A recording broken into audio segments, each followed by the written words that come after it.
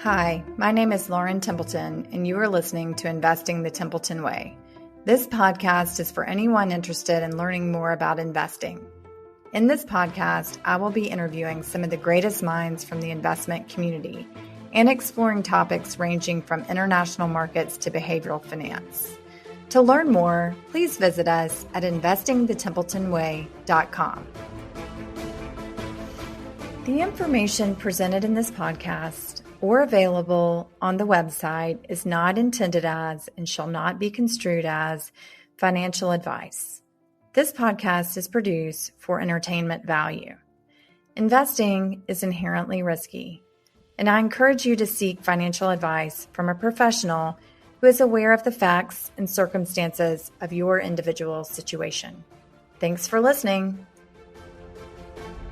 All right, so I would like to start by welcoming everyone. I'm your host, Lauren Templeton, and I have a fantastic guest for you today, none other than Mr. Robert Robotti. Bob is the president and chief investment officer of Robotti and Company. Prior to forming Robotti and Company, Bob was vice president and shareholder of Gabelli and Company. He worked in public accounting before coming to Wall Street and is currently an inactive CPA. Bob holds a BS from Bucknell University and an MBA in accounting from Pace University. Some of Bob's areas of coverage include special situations, energy industry, and home building. Bob is the principal of the managing member or general partner of several investment vehicles. So welcome, Bob. Hi, Lauren. Great to be here. Appreciate it. I know. I think the last time I saw you, and this is no exaggeration, you were dancing somewhere in India. We were there together. There's plenty of reasons to dance if you're in a place like India. So that's true. Bob and I went on the trip of a lifetime together to India with a group of investors. And we traveled from New Delhi. We, of course, went to Agra and saw the Taj Mahal. We went to Jaipur, Bangalore, and ended up in Mumbai. And if memory serves correctly, you extended your trip to India. Is that right? I did. That's right. We did spend an extra week. So that's right. I was there in total 2 weeks. So it was a long way to go. So therefore, I figured I'd capture as much opportunity as I can. Yes, you have an advantage. I had to get home and relieve my mother, who was keeping our children. So I'm glad you enjoyed the trip to India. I look back on the trip very fondly. Of course, this trip was related to Fairfax, and I missed you at the Fairfax meeting this year, but I assume you're packing your bags to head to Omaha. That's right. I will be in Omaha. Last week I was in Calgary. I had my own board meetings I had to attend, and shareholder meeting I had to chair on Thursday also. So I had a second obligation that overrode the ability to be there in Toronto with Fairfax and you. Well, you were in Canada, so that's close enough. Okay. Tell me about your pilgrimage every year to Omaha. This is a question I ask a lot of my guests. What do you get out of going to the annual Berkshire Hathaway meeting? What are your favorite events to attend? It's such an odd thing in many ways, right? Because what ends up happening is I end up in Omaha, and I end up seeing people from New York. Many of them I haven't seen in probably a year. So we travel all the way to Omaha, end up seeing each other, as opposed to going downtown and hopping on the subway and seeing each other. So, but of course, it's not just people from New York. There's people from all over. So just the nature of the people, the character of the situation, the ability to exchange information, to meet new people, to extend and broaden the networks you already have. And, it's invaluable. It's really a great thing. So, of course, I always want to be at the Fairfax meeting, too. That's another opportunity. And actually, I also go to the Markel meeting. Actually, we are holding an investor event this year right before the Markel meeting. Again, these are places where people congregate who are like-minded and great connections and great people to talk to. Therefore, again, broaden who you know and what you know. I agree. I need to go to the Markel meeting. I get a lot out of attending the Berkshire Hathaway AGM, and will bring my children and former intern this year with me. I'm disappointed that we may not have great weather, though. I think it's supposed to rain, so definitely pack a rain jacket, Bob. Okay. Well, I wasn't going to spend a lot of time out hiking, so it'll mitigate that problem. That's true. Maybe more people will stay for the full meeting instead of coming in the morning and leaving. Well, I am always interested in how people got started in investing. And I know a little bit about your story with a background in accounting. And I believe you worked on the audit for Tweedy Brown. Is that correct? That's right. That was my introduction. I was working on the audit for Tweedy Brown for many years, meeting the people there when, back Ed Anderson ran the firm. Chris Brown was still a young rookie. Will Brown wasn't even there. John Spears had just joined. Walter Schloss, of course, was sitting in the other room. And his son, Eddie Schloss, was my age. So therefore, they sat at a desk. And that's what I did is I knew what Tweedy Brown owned, what they bought, what they sold. And one of the retired partners was there. And that's where the auditors would be in the room with him. And so he became my mentor in the business. So that was my introduction to investing. Was not through school and education and finance classes, fortunately, because I probably would have been corrupted by some crazy ideas.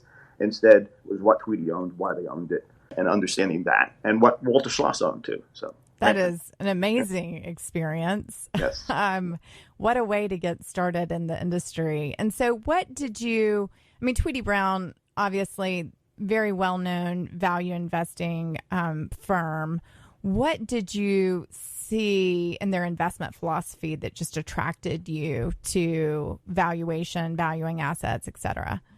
Well, I guess here I am an accountant, so therefore it made it particularly easy. So, to calculate book value and things like that, pretty easy to do, straightforward. So I could kind of understand and grasp some of the concepts pretty easily. Of course, it was also a time when valuations were different. So therefore, there were many securities that traded at very discounted valuations to assets. And of course, assets are a really imperfect judge of what future cash flows of the business are. And so therefore, there's totally limitations to using a balance sheet approach to picking good investments. But at the time, given the circumstances, it was an easy way to do it and an easy way to learn it for someone who could calculate book value and net working capital and things like that were relevant. And that was this investment selection process that worked back then. True. I always advise young people that they should minor or have a dual major in accounting. So I think if you do have that background, you'll kind of always have a job. And if you want to go work in finance, you really need to understand the accounting. So I think that's such good advice. Well, I guess Warren, I'm pretty sure he's quoted as saying, accounting is the language of business. Mm-hmm. So you need to understand the language to be able to converse it. It is true. Well, what are we thinking about today's market? Yesterday was a heck of a day in the market. There's a lot of volatility. I have heard you say this is the revenge of the old economy, revenge of the stock picker. So give me your views on the market today and what's going on. Are you finding a lot of value, picking up a lot of opportunities? So yes. So, we think... So first off, right, our historic focus has really been, and our core competencies really are in industrials, materials. Plenty of those have commodity exposures. So what we see happening is we actually see the revenge of the old economy. That's what we call it.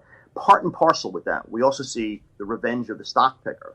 So after a decade-long capital flows, we think that capital is in the process of starting to reposition, and therefore we think there's a significant opportunity set.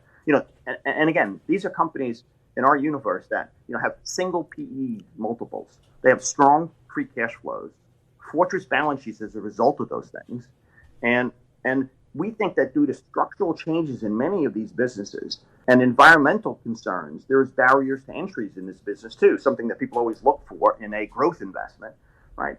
And we think the competitive landscape has consolidated down dramatically, and therefore there is thoughtful capital allocation that therefore has sustainability to these companies and their current situation. Well, that's very interesting. I've heard you walk through the example of Westlake. Is that a position that you still own? We do. And of course, we do tend to own things for long periods of time. I guess I followed the company since it went public. Was it back in '04? And so we've owned it for probably over 10 years. So, we tend to stay involved with companies for longer periods of time. So, and Lauren, one of the things that's really interesting today is I really think the macro environment is creating dramatic opportunities, right? Because we're in, I would say, a unique period.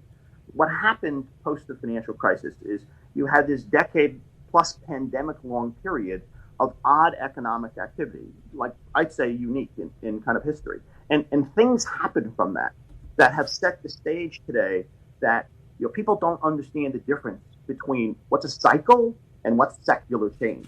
And because the cycles lasted so long, there are people who think a cyclical environment, it really is a permanent change. And so, and most importantly, you see that in interest rates. And so the world's changing. The world's in the wrong spot.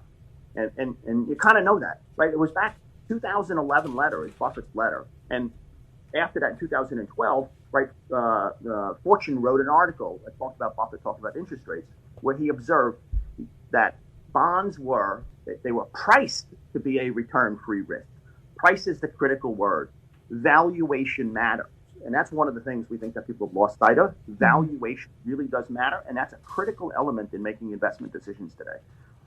Yeah, I obviously agree with you on that. Valuation always matters. It matters what you pay for an asset. Yeah. And it may take some time to work that out, but you will eventually learn that lesson if you don't pay attention to valuation. Yeah. So building on the last question, if we look outside of the U.S., the discounts are materially compelling. For instance, the MSCI ACWI ex-USA trades at a 32% discount on a PE basis. And these discounts look uniform across the various regions and economies. Are you finding better bargains in international markets? I know you have various products, but how are you positioned? Are you overweight the U.S. or are you finding more value in international markets? Where are you going hunting right now? The answer is kind of yes and yes. Predominantly, though, my investments are concentrated in North America. That said, one of my colleagues, Isaac Schwartz, is 15 years he's been running an international fund, lived in Asia for 6 years and travels extensively. And so, that's what we see is capital flows have gone to, everybody says the phrase, everybody knows the phrase, past performance is not an indicator of future results. Well, the fact of the matter is very few, a lot of capital doesn't follow that. Capital moves to things that have performed well, and it is a trailing indicator. And that has moved out of places like small cap U.S. markets, but it's also clearly moved out of foreign markets also, right? Mm-hmm. So U.S. large cap stocks have been the stellar performers for such a long period of time. The pull on capital has dramatically changed the valuation differential. So there's a huge opportunity set. And so I know some of those companies, but Isaac spends more time kind of on a day-to-day basis. So he'd probably be a great person to have on since he does travel extensively and invest extensively overseas, and that I have a lot of capital invested with him, and so therefore I really think that's a clear, opportune place today to get some great investments at much more attractive valuation metrics than what you're going to be able to get in U.S. public markets. Yeah, it's a great idea, and I'd love to have him on as a guest. So I'll let you try to help me with that. Yeah. In regards to international markets, Bob, China appears heavily discounted, giving some investors pause due to regulatory changes. How do you view China's opportunity set for value investors in 2022? I just read a great book called Red Roulette, which I don't know if you've read it yet, but a lot of people are reading it. It's a beachy read, and it's a very eye-opening book about business practices in China and the Chinese Communist Party. But I'm just interested if you have any color on China or any thoughts on China. You got to have some thought on China. So that was one of the advantages of Isaac investing overseas and moving overseas, is that it gave me the opportunity to visit with him regularly. So I would spend, while he lived there, I would spend 5 weeks a year, a full week, and I would visit all the countries and he would take me around. So we started in Thailand, Malaysia, Singapore, Vietnam, Philippines, Indonesia, Hong Kong, of course, 12 different cities in mainland China, South Korea, Japan, Mongolia. So it took me all over the place. And talking to those companies, the managements, I'd spend we'd meet with 5 or 6 managements a day. So therefore, you really get a lot of information about business in Asia. And of course, it is a flat world, in spite of the fact that, it's maybe bumping a little bit. It's still a flat world, and we're all interrelated. So understanding what goes on in China is a critical element, because that's what I also believe. Because one of the things that we have today is a distorted interest rate, and that's changing because the concept of inflation. Mm-hmm. And I wrote a piece in Barron's recently that was saying one of the key people will talk about Volcker because he's a name that comes up a lot because we've got inflation today, and people are reminded of what he had to do back then. But I'd say the thing that broke inflation wasn't Volcker, wasn't Fed policy. It was China. It was the Chinese economy, the growth of the Chinese economy, and pretty much everything that's was made in the rest of the world ended up gravitating a lot of it to China because China was the low cost producer. And so I also think that the maturation of China, the fact that it's an emerging market, it's considered an emerging market, that doesn't make any sense. It's a mature economy. And so, the maturity of that economy is changing it fundamentally, it seems to me. And that's what I thought 12 years ago when I started to go there. A lot of the things that made them what they are different today, whether that's the population, whether that's, they built out so much industry. So one of the areas we do invest in regularly is energy, conventional fossil fuels. And when you look at China, of course, so many things they do, right? They're 50% of everything. So 50% of the steel production in the world. And yet today, what are the critical elements in making steel? The variable costs are metallurgical coal, it's iron ore, and it's energy. And in those 3 things, China used to be self-sufficient. They're not self-sufficient anymore. At the margin, they're importing each of those things. And so therefore, to have a 50% producer of a product, and that's what it is for many things, they're 50%, their costs are going up, right? And you've seen that. The producer price index in China has just gone through the roof in the last year or so. So therefore, that's changing, and a critical element. That's what I kind of think. The low-cost provider, China, is suddenly seeing its own inflation, and therefore its prices are rising. So everyone else's prices are rising. So that's why I kind of think inflation is not a transitory thing. There are structural things going on, and China is clearly one of them. Investing in China, that's something that I have not done, do not do, have concerns about it. Mm-hmm. And so therefore, and again, it's just not my expertise, and it's not my understanding. And understanding the Chinese psyche, mentality, and how they run those businesses, I always thought it was deceptive. When you visit Asia and you talk to a management that speaks English well, you think they think like you do. The fact of the matter is, we're focused on return on capital and return on equity. The fact of the matter is, many Asian countries, that's not how those businesses are run, and that's not the primary determination as what they want to do with that business. Yeah, those are very interesting comments. And I had actually not thought through that. And I'll have to read your piece in Barron's. That sounds very interesting. And I will do so after the podcast. I'm going to encourage our listeners to read the piece in Barron's. What is the title of it? I forget what it is. Yeah, that's okay. We'll find it, and I will add it to the show notes so that our listeners can read the piece if they are interested. But China is a critical element of why also I'm invested so much in in North America. I should say North America, not the United States, North America. And the reason I say that is an observation I would have is that the world's demands for energy in all forms are extremely strong today. And you saw that long before Russia invaded Ukraine. All of Europe and Asia, the prices of natural gas, LNG, and coal actually were significant premiums to oil prices. And so therefore, that is an important driver of all industry, is what's the energy costs of those businesses.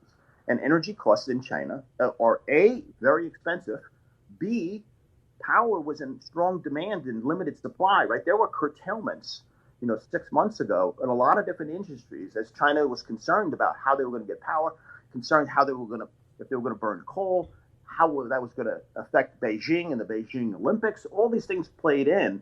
And so therefore you saw strong demand for energy and the straining of the ability to supply that. And so that's the difference for North America.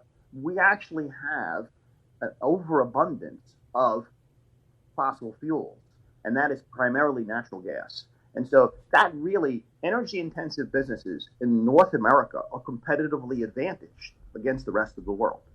That's a huge competitive structural situation that isn't going to change anytime soon.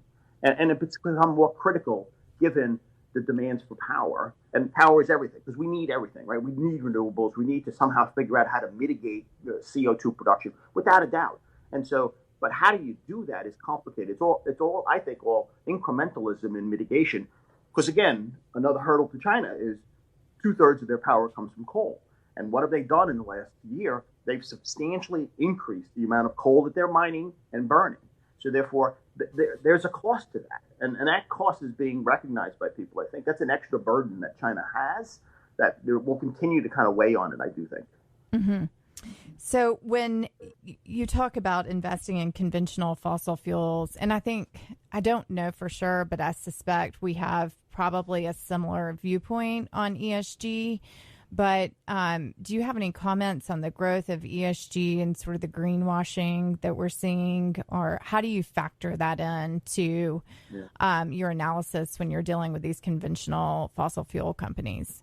Yeah, the most important thing, first off, I really believe we need everything. So the idea that we need more renewables makes sense. I understand that. I also think the fact of the matter is higher prices of fossil fuels is good, because that will accelerate and increase the economics of renewables. So therefore, Correct. It is part of the equation. That's the problem I have. The problem I have is that the farmers and the ranchers have to be friends.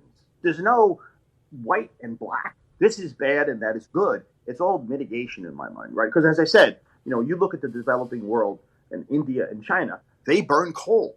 And the idea that you can convert that coal consumption to natural gas is still a fossil fuel. We all know that. It all produces carbon, but it produces half the carbon that coal does. So therefore, how do you mitigate things? And you can't build out the renewables quick enough. So that's the problem with ESG. It's confusing.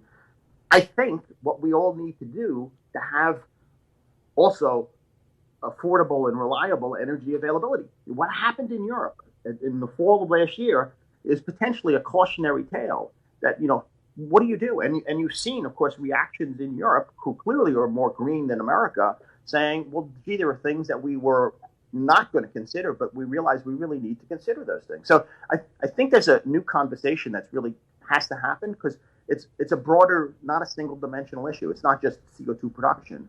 There's how do you mitigate that, and how do you still have reliable power to heat homes and do all the things you need to do and drive industry? So that's unfortunately going to be complicated, because people aren't willing to make compromises today. But I think you need to do that.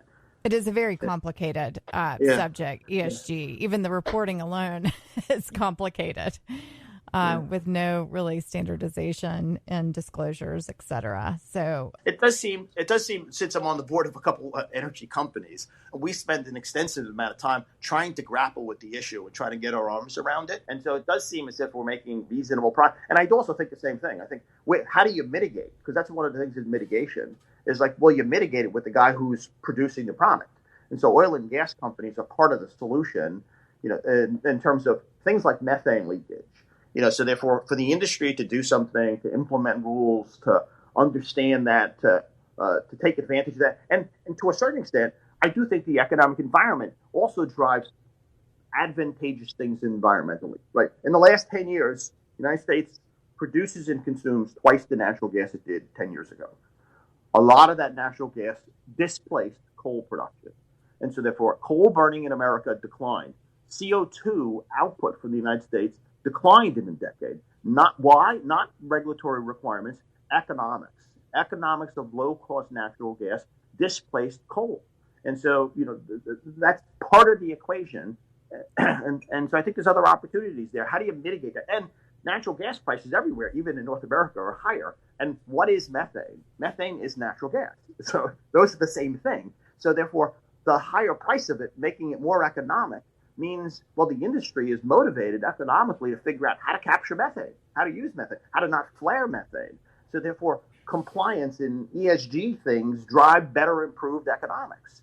So I do think that that's, part of it, self-curing, higher prices, means that some of these things the industry has the ability and is beginning to address, and therefore providing part of the solution to ESG concerns and problems.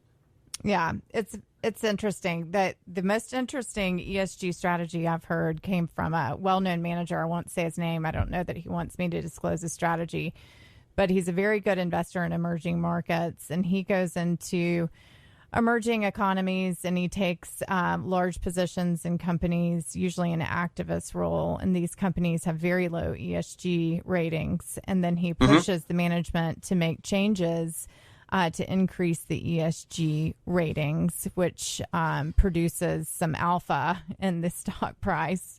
So I thought that was a very interesting way to look at ESG. But I see that you serve on several company boards, and I've heard you mention in the past your willingness to become an active shareholder, engaging with management and the board when it makes sense. What have been some really important lessons from these experiences as an activist or just a board member? Well, there's a number of, part of the logic is we're invested in a company. We think that's what it is. So we're investing in these cyclicals, right? We think we've invested in them when there is, it's a difficult environment, and there's plenty of opportunities in a difficult environment, right? And how do you do that intelligently? How do you allocate capital? How do you grow the business? How do you consolidate? So that's part of the thing. There's a cathartic internal process, how the company improves its position, and then how consolidation plays into that too, to therefore winnow down the competitive landscape, improve and deploy capital at times where you can buy assets and acquire assets for far less than what it would cost to build those assets new, assuming those assets and understanding those assets have value. So therefore, to have a seat at the table in terms of how the business is run, how to allocate capital, clearly, I think we add at the margin some value. And of course, I'm going to be in it for an extended period of time. So therefore, it's not like, well, okay, there's a trade-off, right? The fact that I am a board member means I'm going to be restricted at various times. I'm not going to be able to do things. And so, but given I'm not interested in trading around the position, that's an irrelevancy. I can't trade in the stock. And there'll be opportunities if I want to acquire more to do that. At the same time, what it does is, of course, a more expansive understanding of the industry. So the components of the business, how it fits together, who the people are that drive that company and other companies. So the kind of the wealth of information you get from a different perspective as a board member of a company, fully forms my view and understanding of the industry. So when I was in the board of BMC, that's the entry point that we had into investing in oriented strand board. We saw the dynamics in the business. We saw the entry point when they brought on plants prematurely and oversupplied the market, and the prices came down and the profitability came down. We can still understand the longer term dynamics are, that market was consolidated, limited amount of incremental capacity. At some point, the capacity probably is going to be fully utilized. Therefore, the industry would have strong pricing power. So therefore, we identified entry points into other investments. And so when those two companies merged, the consolidated position that industry has transformed that industry and that company. And so we think we understood the dynamics. We played some role in that process too. So that's part of our logic for being on boards when we have these investments that are really long-term in nature. Yeah. So I'm on 3 boards of publicly traded companies, and it's very interesting. They're all 3 different. There's a different culture with every board. But I'm assuming that you feel that board membership has improved your ability to analyze companies or make judgments as a minority investor. Is that so? Absolutely. And it does give insight into the people, because the people part of any business are a critical element. And you know some things from in the public domain, and you know a lot more when you're kind of in the boardroom with somebody, and the specifics on that company. But of course, some of those rules of people and how they work and what they do and how they function and how boards function, there's some universality to that too. So I can understand other situations better, what the dynamics might be, not for sure what they are, but what they might be, and to get insight into the company and the opportunity as a result. Yeah, I know. And I'm sure you're not an investor in Twitter, and neither am I. But over the past few weeks, I've thought, gosh, wouldn't it be fun to be on the Twitter board right now and all the conversations and phone calls and emails they're having? That must have been a very interesting experience. But I want to go back to your comments on cyclicals. And regarding cyclicals, one question that comes to mind is how you weigh changes in the cycle in your thesis if it appears to be maturing. Take, for instance, rising interest rates. Does this affect your thesis on housing-related stocks, or is it driven more strongly by long-term fundamentals? Do you think interest rates will choke off growth in the housing industry, or we just have a lot of undersupply and that your positions in the housing stocks will continue to perform well? So every industry, every situation is dynamic, and it has to be individually analyzed. Our view on the housing business is that that's what you really have. You have the demographics and the demand for homes today for a household to live in is significantly greater, or it absorbs whatever supply there is. So the housing industry clearly has slowed down some. And that's a great thing also. Having invested in it since '09 is when we first made large investments in it. There's inevitably periods of time where things slow down. It gets ahead of itself, whether that's the business itself, and then capital follows it. And then when it slows down, the capital got in for a cyclical trade out of it. And so therefore the stocks come down. So you've seen that this year. So housing-related stocks have really compressed in terms of valuations based on historical earnings. And of course, the concern is that's it. The goose is over. There's no future outlook, or it's a significantly dampened and different. Our view is interest rates are one of the components. The fact of the matter is there's a shortage of homes, and people need to live someplace. So what that means is, okay, instead of buying a home, we're going to rent a home. And so therefore rental rates, of course, are up dramatically. Rental rates then affect, do you purchase a home? Because it's a buy-sell, a buy-rent decision. And so therefore there's still plenty of interest. The demand is there for housing. Another factor that's entering into housing today that I don't think the market fully appreciates is it's the entry of the build-to-rent business. So, that industry popped up post the financial crisis. So with all of those homes that were overbuilt, many of those ended up being bought by these public companies. And of course, that's been an extremely successful investment category. And so the multifamily, of course, is a well-established business in it, and the REIT component to that is a very large piece of it. The build-to-rent business on single-family homes, we think, has a lot of attractive attributes to it, and that industry is extremely well-financed. So, and they're not getting a home mortgage, and their problem is availability of supply. So to the extent that there's an individual home buyer who's potentially not in a position to be able to buy that home temporarily, some of that we think is going to definitely be absorbed by this industry that is looking for the entry point. How do I get more homes? So we think that that's clearly a mitigating factor. The other thing is the industry is extremely constrained today. So, we talked to one of the major lumber companies recently, and what he complained about was, the distributors just hold no inventory anymore. They just order from it just in time. So inventory channels are extremely light. There's no available homes for sale in the new market that kind of haven't gone sold. So the availability of product is extremely limited. And so even if there is a quarter or two or some period of time of slowdown in the business, we think that the opportunity is strong and will prevail. In the meantime, the balance sheets of these companies, that's a critical thing also, is there's fewer suppliers who are rational competitors who will moderate production and have balance sheets where they can do that. So the financial wherewithal of these companies, and therefore the margin of safety that you get given their balance sheets and their situations today, mitigates the fact, and actually the price decline we think creates significant opportunity for someone over a 3 to 5 year time frame to buy businesses that are well positioned, well managed, in a consolidated business that the demand for the product is clearly there and unsatiated. Oh, that's very interesting. Thank you. That's a very thorough thesis. And again, similar to your thesis that I've heard you present on Westlake, do you want to review that with listeners, what your thesis is on that stock? Sure. Again, it's a company that trades at single-digit PE multiples, and it's got insider ownership. The Chow family owns 70% of the money. They generate significant free cash flow. The businesses are chlor-alkali. They make caustic soda. They make chlorine. They're integrated into the chlorine business, so therefore they make PVC. And then they made PVC. They acquired companies that made PVC pipe, and then they've acquired companies that have building products that use vinyls to them. And more recently, last year, they made 4 acquisitions, and one of those was Boral North America. So they bought the North American component of an Australian-based company that probably was undermanaged, and they have a history of that too. And capital allocation with strong free cash flows, they bought things repeatedly, and they bought things repeatedly from people who were undercapitalized, undermanaged, and therefore opportunities to relatively straightforwardly improve the operations through intelligent management and relatively modest capital allocation to therefore demodel businesses to take advantage of inherent opportunities past managements didn't.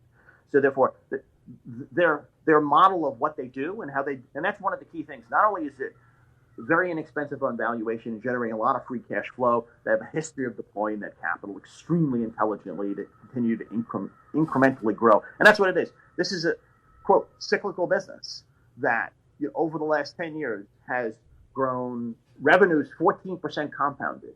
It's grown EBITDA at probably 19% compounded. It's grown free cash flow 24% compounded.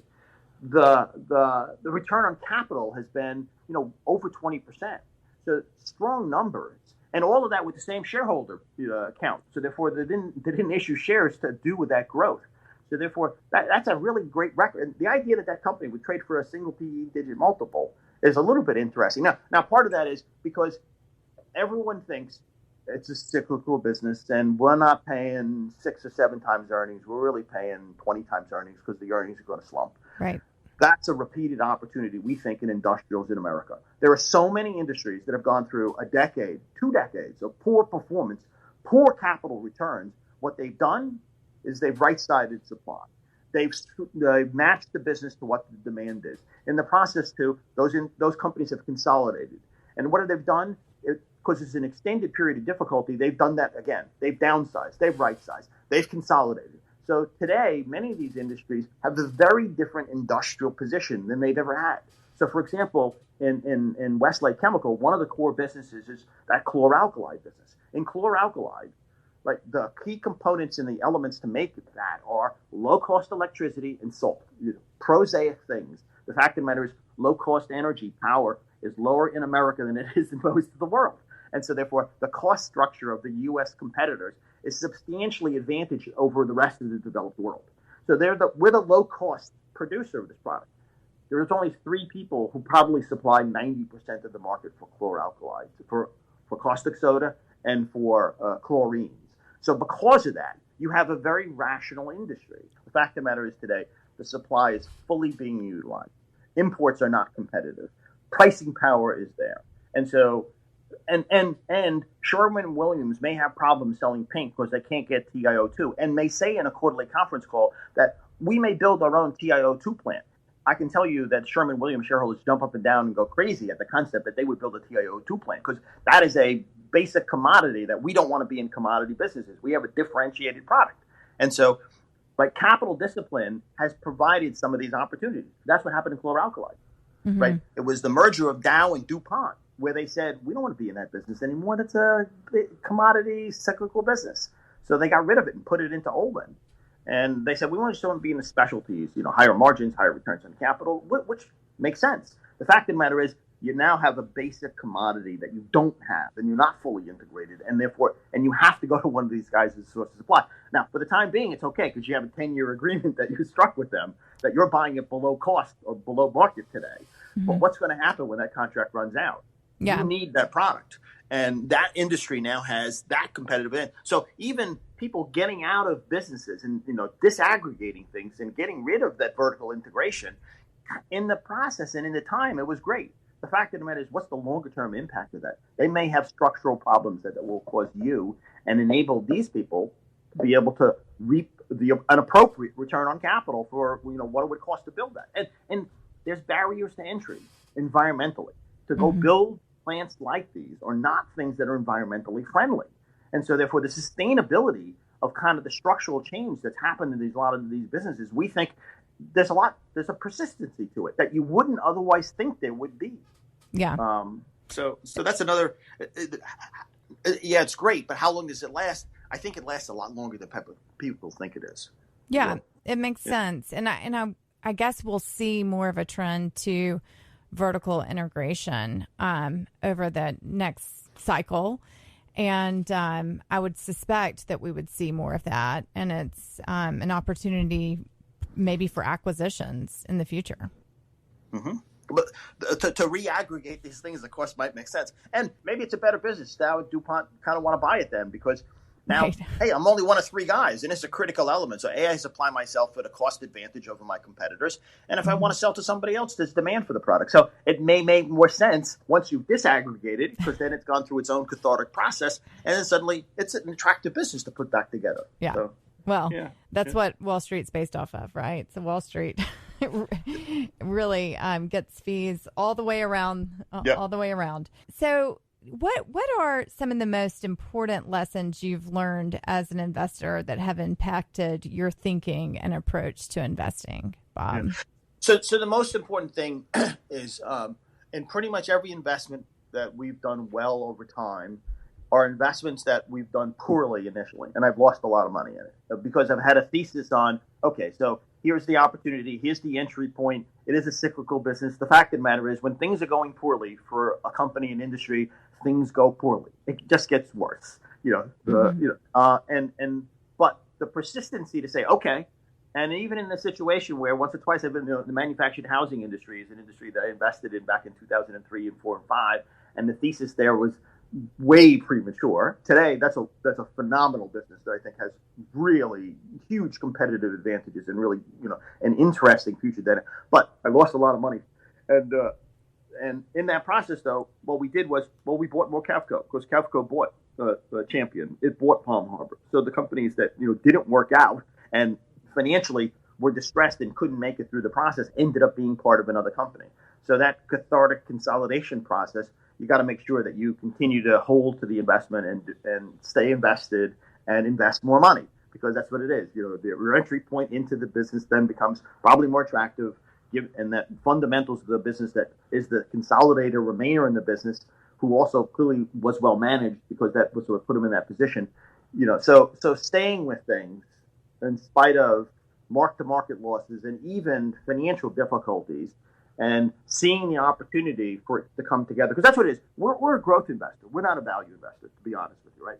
We're looking to buy businesses that we think have tremendous growth in front of them. Now, that growth may be predicated on the idea that it's a cyclical business that has a huge recovery. And housing, right, when we did it in 09 and 10 and 11, clearly was that. This is an industry that has, there's a permanency to it. This is not a buggy whip. It isn't going away. And we were early to that process, but we stayed with it. So that's a critical element of the cyclical investing we do have, is to have that behavioral kind of capability to say, I can tolerate a mark-to-market loss. I can even tolerate a capital loss if I can then redeploy capital and double down in an opportunity that definitely is going to have a recovery in it. And then I see that today in energy, right? The oil and gas, a lot of the things we do, are things that, and that's what also happens is, right? So it's not only the companies improving the process through that and consolidation, but it also the stock prices just continue to go lower because stocks, and that's one of the things that's really creating some opportunity today. We talk about the myopia of linear thinking,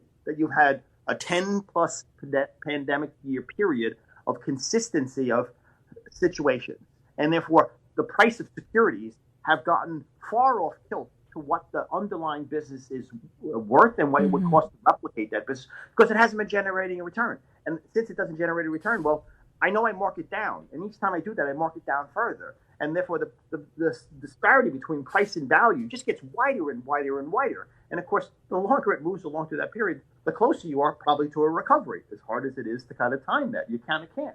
But the opportunity set gets greater, not smaller, we would think. So, I think Tidewater, which I'm on the board of, recently closed an acquisition. I think, the acquisition's a phenomenal acquisition. For $200 million, we bought assets that would cost $2 billion to build probably today, and probably more than that. And the assets alone that they have. But those assets haven't been generating much money. They've just been breaking even for years. So how do you value an asset that's just breaking even? Well, you discount it because it performs poorly, and you just continue to discount it. The separation, because the value of those assets, we think, are multiples of where the current stock price is. The balance sheet is such that they clearly are going to come out the other end. And actually, of course, we think that, we are clearly at the inception and a substantial recovery in that business. And the other thing is, in a lot of these commodity businesses, right, one of the rules of thumb is the cure for high prices is high prices. And of course, the concept there is once a cyclical business gets high prices, then that means they get high returns. That means new capital comes in. And therefore, that destroys it and creates the next capital cycle. Well, in a lot of these businesses today, I suggest that there's a lot of reasons to think that high prices aren't going to be the cure for high prices. Because who wants to build a new offshore boat servicing offshore drilling rigs in an industry that what the future is 10 years from now? I'm not sure. Yeah. And and I don't know what to, if I build a new boat, I don't know what to build because what's my power source for that boat? What's the fuel that I'm going to run that on? I don't know. And so you can't build the 20-year asset when you don't have that kind of vision and visibility. So therefore, the demand for these products are definitely changing dramatically. Pricing is improving to the point where normally you get the beginning of the next capital flow. And high prices isn't going to bring in new capital so quickly. And so therefore, there's more persistence to the high earnings than you normally would get in these cyclical businesses. Or in the case of chlor-alkali, you've got a consolidated industry that therefore they're not going to kill the goose laying the golden egg. So, and you can't enter into that business as a new participant. So therefore, that's also a different dynamic that you have in a number of situations. Yeah, it's fascinating. Higher barriers to entry. And new competition will be slower or less likely to come in just because there's not clarity on what the regulatory environment will be like or many of the other issues that you mentioned. That's all fascinating. And I loved your comment about, well, we're growth investors. And I do think that's often misunderstood, this whole value versus growth conversation gets a bit old. Sir John Templeton was a growth investor. Even though, many people think of him as value investors, he loved growth. He was just very careful with what he paid for it, which brings us back to the beginning of our conversation. Valuations matter. It matters what you pay for an asset, period. But we also like growth. Well, in this very volatile environment, I'm sure some investors are starting to get pretty uncomfortable. Do you have any advice for just the average investor in this market? Yeah, I do. It's concerning. It concerns me. So I sit on a couple of committees, and some of the committees oversee the pension. And so therefore you look at kind of pension money. And so, of course, what you see is the predominance of target date funds is the adopted thing with so much capital is flying into that. And it was highlighted to me recently because one of the committees that I'm on, we have a terminated plan that we're moving the assets from the terminated plan into a new plan. And so therefore we have to map it from where they are invested today to where we're going to put them to be invested. And so there was particularly a situation where there were people who were invested in a all equity Latin America fund. And we're going to map them into the target date fund. Now, to the extent that that's a person who's 60, 65 years old, that means that 60% of their money is going to go into fixed income. The interest rates are wrong. The fixed income market is mispriced. And of course, that's fundamental. That affects all markets, right? Because that's your base risk-free rate of return is not accurately stated. Right. And so, and that's in the process. And you saw that in the first quarter, fixed income, had horrible performance. Awful. Yeah. Yeah. The idea that could happen for an extended period of time, really, there's definitely that risk out there. So the idea that this 60-40 thing makes sense. It seems to me as if once in every 100 or 1,000 years, it doesn't make sense. And maybe we're at that once in 1,000 years. And yet the people are telling me, they said, but Bob, if you map them into an equity fund versus that target date fund, you potentially have liability because that's the safe harbor if you put them into that.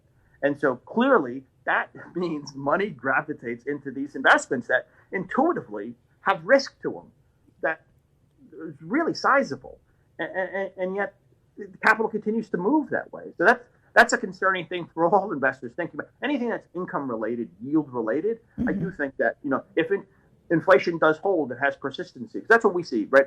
We talk about grassroots macroeconomics, and that is looking at the companies we know and understanding those businesses. We understand pricing for chlorine and caustic soda are up dramatically and have the reasons to believe they're staying there. They're not going down. So it's a supply issue. It's not a supply chain issue. It's a supply issue. Many situations today are supply issues. Supply has been balanced to market demand and therefore has pricing power. One man's pricing power, another man's inflation. So the persistency of it, we think, has the risk of being substantial. That means anything yield related could be well off for where it needs to be. And that means risk of capital loss. Oh, I know. It's scary that people, I think, have an idea that you can't lose money in bonds or fixed income. Right. It's like, whoa, you can lose a lot of money there. So the phrase we love, you know this guy, Rudiger Dornbusch, the economist, who said, in economics, things take longer to happen than you think they will. Yeah. But when they do, they happen faster than you think they could. Capital's in the wrong place today because of a decade plus pandemic period of persistency in certain results has created a myopia and linear thinking by people to get comfort in things that have huge amounts of risk that they've forgotten about and are latent and are starting to come to the surface. And people are hoping they're transitory. You know, and the idea that they're transitory, that's a really risky proposition. Yeah. I agree. We see it from the same vantage point. Low interest rates have really encouraged a lot of risk taking. It's really incredible, some of the risk we've seen. So I think it's a good time for investors to be cautious and to look for businesses that have pricing power. And, you know, we always tell people, I mean, I would completely avoid the fixed income markets right now. Right. Well, so those are two things, right? One is the continued thing is we think it's the revenge of the old economy, and so therefore there are things that have happened over time. There's structural changes, but we also think it's the revenge of the stock picker. You know, it's kind of like companies are all different, and you know who's in an advantage position, who has pricing power. You have to do fundamental bottom-up research to understand that dynamic, and that's a critical thing, especially as capital's moving. You know where to go to, and it's going to be company specific, not just sector specific. Yeah. And which companies have a well-positioned balance sheet or not completely reliant on the kindness of others to finance their business will be important in a rising interest rate environment. Yeah. And I love the revenge of the stock picker. That's what we'll call today's session because it's about time. Right, Bob? Yeah. Well, as Graham quoted Horace, right, what we're seeing is the restoration of the fallen, while those who are in glory find earth below. I love it. That's awesome. Well, I look forward to seeing you in Omaha this weekend. I hope we bump into each other among the 40,000 other people that will be there. But I'm quite sure I probably will see you. And just want to thank you again for the time you've spent with us today.